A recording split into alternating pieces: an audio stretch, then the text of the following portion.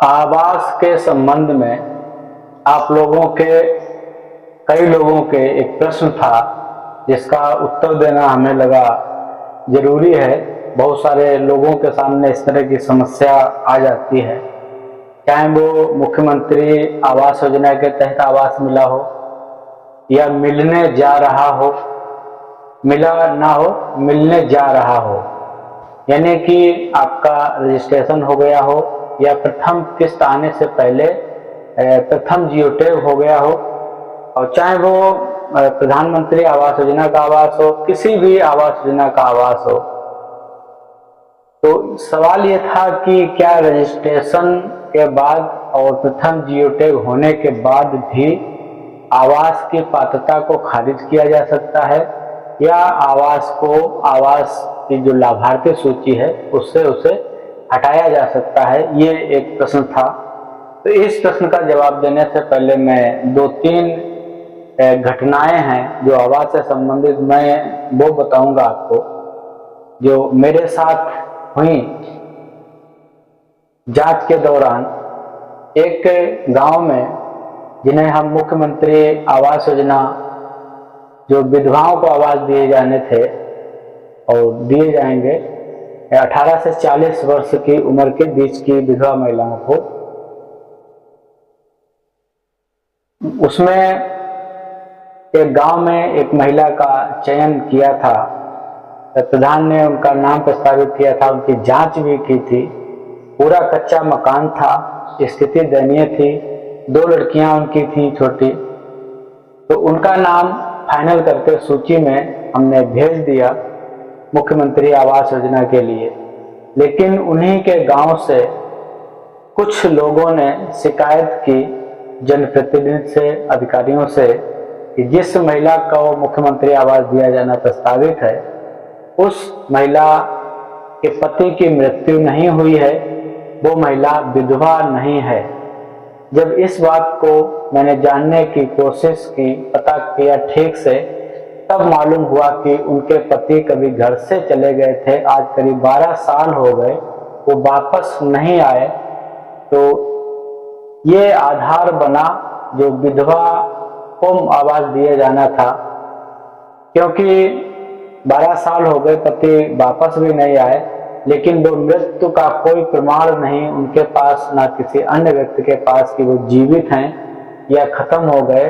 तो इस आधार पर उनका आवास हमें पात्रता सूची से हटाना पड़ा, क्योंकि गांव के लोग ही उनका विरोध कर रहे थे कि इनके पति जीवित हैं, लेकिन उनके पास भी कोई सबूत नहीं था और उनके परिवार वालों के पास भी कोई सबूत नहीं था कि उनके पति की मृत्यु हो गई। एक तो ये घटना, और दूसरी एक जगह थी जिन्हें आपदा आवास के तहत बरसात में उनका मकान गिर गया था, उनको आवास दिया जाना था।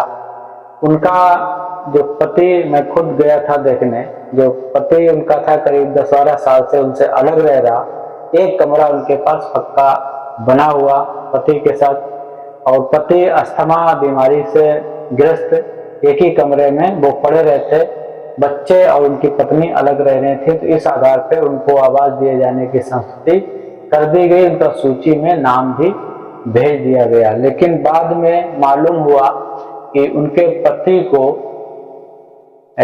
4 साल पहले एक आवास मिल चुका है। भले ही पत्नी उनसे अलग रह रही, लेकिन विधिक रूप से कोई लिखा पढ़ी नहीं है कि उनसे अलग रहने के।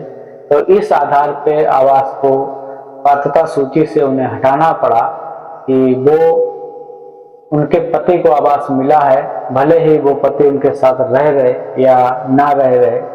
एक ये, और तीसरी एक घटना और हुई एक गांव में, विधवा ही महिला थी, वो उम्र भी 18 से 40 के वर्ष, कच्चे मकान में वो रह रही थी। एक 3 कमरे का मकान उनका था जिसमें उनके 2 देवर, वो ये सब सम्मिलित थे। तो उनके हिस्से में एक छोटा कमरा आ रहा था। तो इस आधार पर उनका नाम दे दिया कि छोटा मकान है, अगर बन जाएगा तो उनके भविष्य के लिए थोड़ा अच्छा रहेगा। लेकिन उस पर भी बाद में शिकायत आई, उस पर जांच हुई कि मालूम हुआ कि उनको आवास मिला था, तो इसलिए उनको भी वहां से हटाना पड़ा। तो 3 इस तरह की हैं, इस तरह की घटनाएं कई लोगों के सामने आ जाती हैं। तो सवाल ये था कि क्या रजिस्ट्रेशन के बाद और जियो टैग के बाद भी आवास के लाभार्थी को उस जो सूची बनती है आवास लाभार्थियों को उसे हटाया जा सकता है? क्या जियो टैग होने के बाद भी उसे हटाया जा सकता है? तो बिल्कुल हटाया जा सकता है। अगर कोई इस तरह के सबूत मिलते हैं कि वो आवास के लिए पात्र नहीं है, या ऐसे कोई शिकायत मिलती है कि उसे भविष्य आज से पहले पीछे कभी उसे आवास मिल चुका है भूतकाल में, तो ऐसे आधार बना के, ऐसे बेस बना के उनको हटाया जाता है।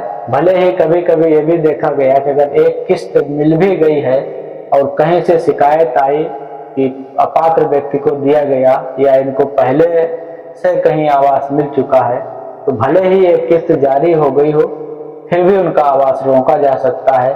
लेकिन वो जिम्मेदारी फिर सचिव पे होगी, सचिव की जिम्मेदारी होगी कि वो 40,000 रुपये या जो भी वेतन किस्त की धनराशि मिलती है वो सचिव को जमा करनी होगी। साथ ही साथ उन पर कार्रवाई भी हो सकती है। तो इस किसी भ्रम में ना रहें कि अगर प्रथम जियो टैग हो गया है या रजिस्ट्रेशन हो गया है तो आवास मिल ही जाएगा। अगर आप अपात्र हैं तो आपका आवास कट भी सकता है। जांच के दौरान अगर कोई शिकायत आती है तो ये छोटा सा सवाल था आप लोगों का, जिसका समाधान ये था। हमारे चैनल को सब्सक्राइब कर लीजिएगा, वीडियो को लोगों तक शेयर करिएगा, जिससे जो मन की भ्रांतियां हैं वो दूर हो जाएं।